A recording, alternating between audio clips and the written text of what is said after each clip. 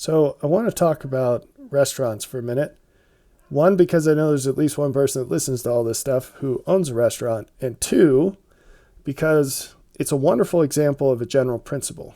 Now, what's that principle? Well, it's something like in a complex system, you need to develop the ability to generalize statistical examples. That probably sounds more complicated than it is. So let's go through this example and hopefully it'll make sense after that. One, I guess it's even become a meme.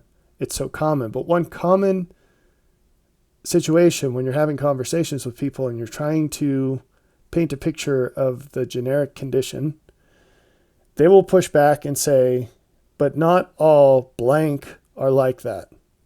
In other words, they will take the general situation and focus on a minority of cases as if that proves that it's not the general situation, but it still is.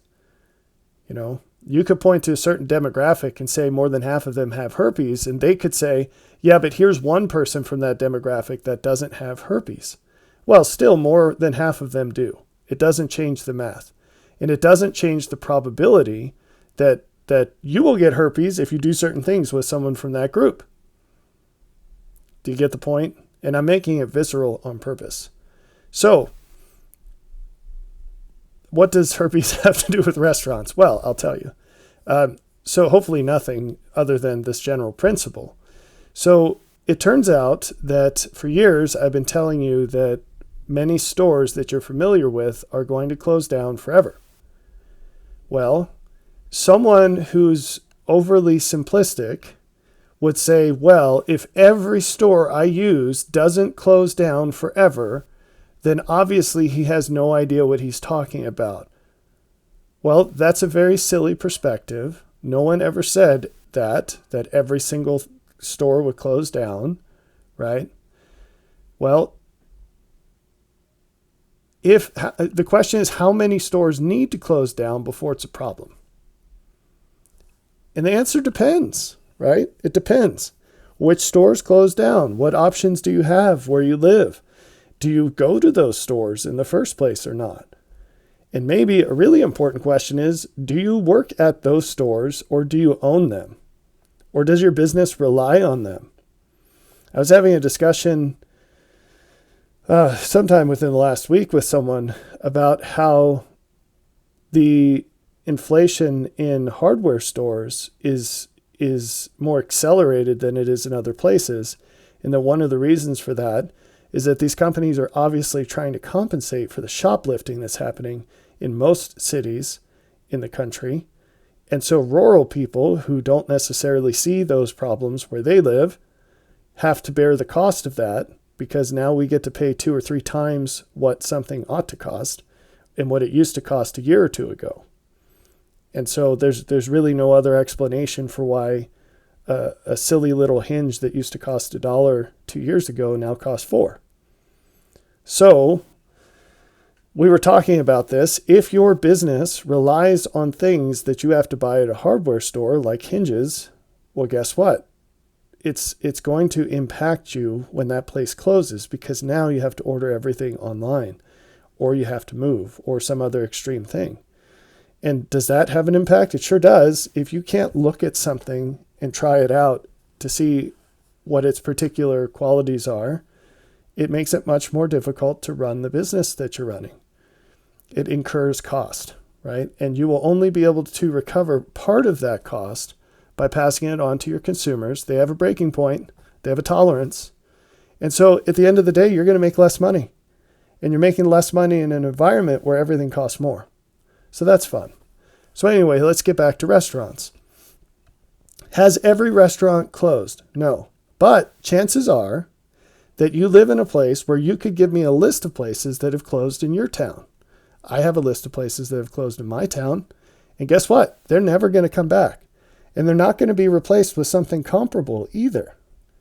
So inflation and other factors, but let's just group it under that. Inflation has led to this situation where what remains is not worth buying in some cases. And in restaurants in particular, it's a more egregious case because most of the inflation in restaurants comes from labor today. Supplies have also exploded in cost. And in fact, this article goes into that, and I'll share those percentages with you.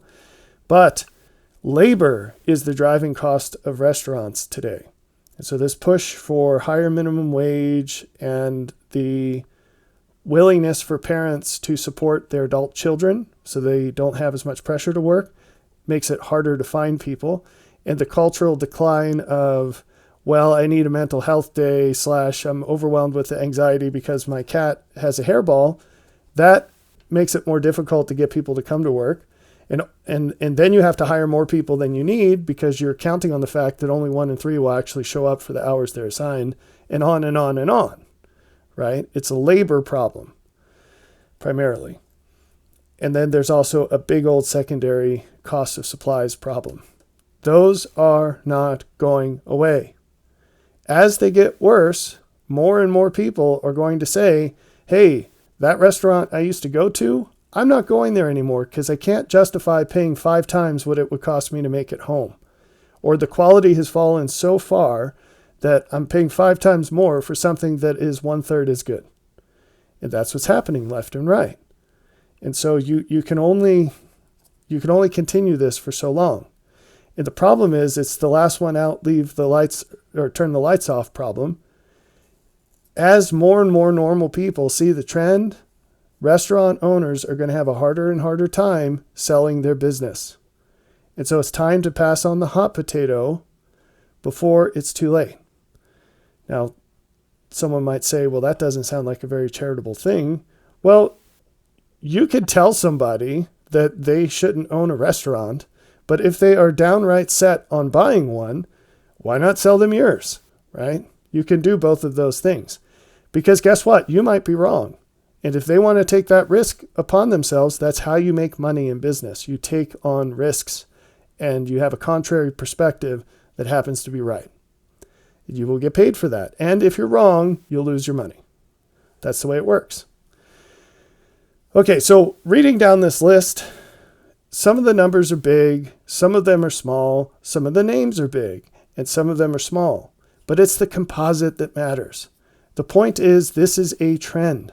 And when you've got a trend, you can do a statistical analysis and say, look, the writing's on the wall. Obviously, this is moving in that direction. Even if you find an exception, the trend still persists. And so you need to make decisions based on the probable outcome.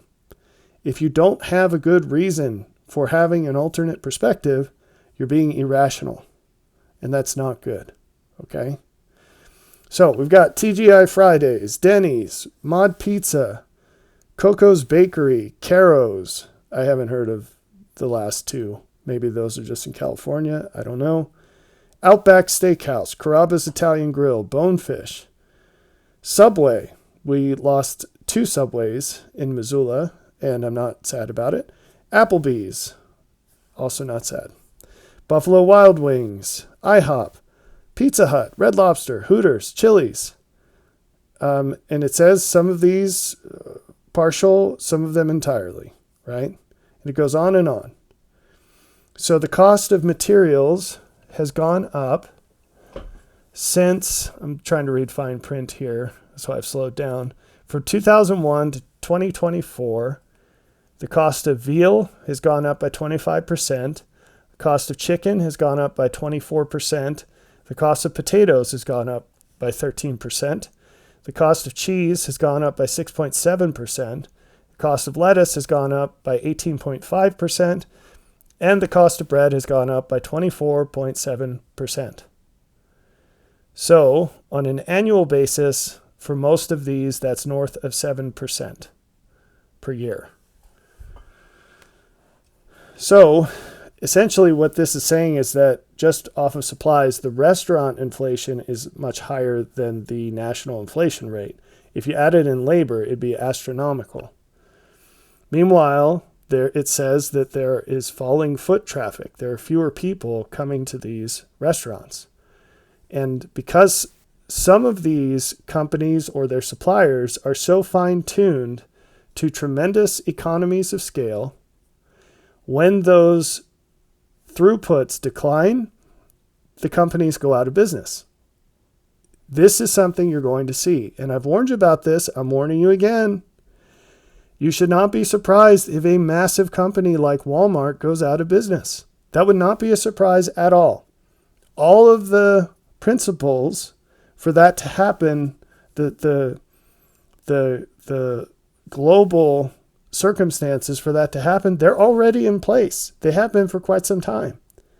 When you have a massive company that's that fine-tuned to a specific circumstance, you can't be surprised when the circumstances shift if they cease to be in business or they massively close a whole bunch of locations.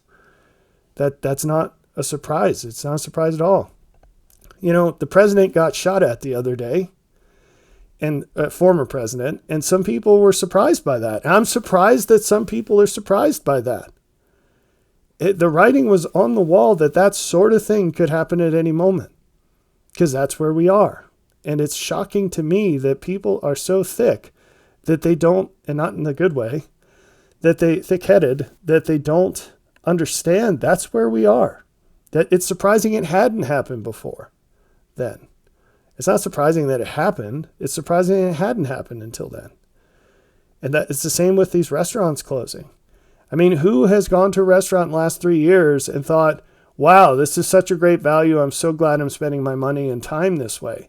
The only reason people go to restaurants today is a relic of the past. It's this nostalgia for a time that is obviously gone and never coming back again. Same as the movies. And so, of course, these places are going to be shutting down left and right. They don't offer anything of worth anymore. And it's obvious.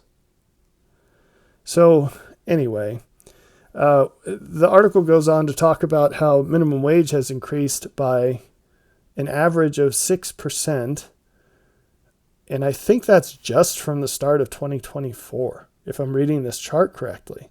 Well, guess what happens when your labor costs go up by 6% in 1 year? Your prices have to go up by that much, at least, because that percent change doesn't include everything that's tacked on to wages, which is workman's comp, unemployment insurance, all these other things that connect to that, that are pegged to that, I should say, but they don't show up on the pay stub, but they're absolutely a pay-based charge. Okay, so that's probably enough on that. If you've got a restaurant, it is past time to do everything reasonable to get out of it. Now, I happen to know that there are people in situations where they're not the exclusive owner. And so they're trying to get their partners to get out, but they feel chained to that. Well, it's time for you to sell your portion. And if you have to do ridiculous things to make that happen, legal things, I'm not saying do something illegal, but if you have to really turn the screws to make that happen, bring in a replacement owner and just sell your stake, or reorganize the company in such a way that you have a portion that you can sell to your co-owners or someone else, whatever you need to do within the realm of what's reasonable, a much higher cost is becoming reasonable with every passing day. The writing is on the wall. This is not a good industry to be in. If you work for restaurants, then, and if you own one too, in both cases, besides just looking for something different, make the most of what you've got right now. So if you knew that COVID was coming and you knew all the ways that would change things, it doesn't mean that you wouldn't continue being a bartender. It might mean you'd pick up extra hours and save up your money though, right? Or do things that you could do to reduce your cost of living. So a lot of the benefits that are in life right now that people interpret to be permanent or long-term would be much better interpreted as, I have this windfall right now that will not last. How can I best use it to make my future better? And there are a million different things that you could do with that. So in my case, for the last 10 years, I've spent an enormous amount of sweat and money getting my land to a place where we can grow more of what we eat. And it's not easy to do where I live. It's very hard. But that has been something that would make sense for us. But everybody's in a different situation. And so for most people, it will not be that. I'll just say it will be things like move to a place with a lower cost of living while you still can.